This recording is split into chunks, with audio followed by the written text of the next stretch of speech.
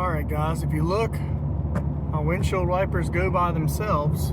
If you look right here, it is off.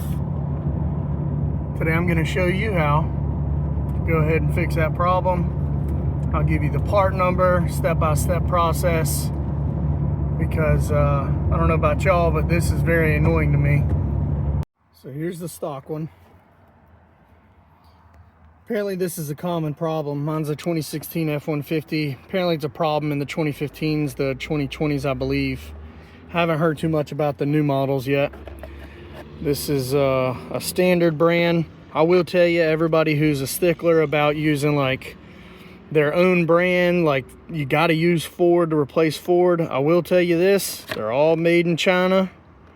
They're all the same, at least when it comes to this part particularly. Alright, I bought this from O'Reilly's. The brand is standard, but like I said, it's pretty much all the same. Part number CBS2293. Here's what the new one looks like. Same as the factory. Alright, let's get started.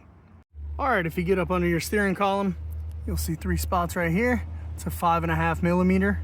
You're going to loosen those.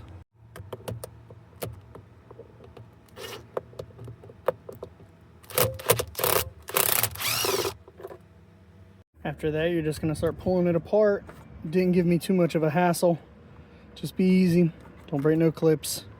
Once you get right in here, it's going to be a little star bit, and I'll get you the exact size here in one moment. Okay guys, it is a T10 star bit.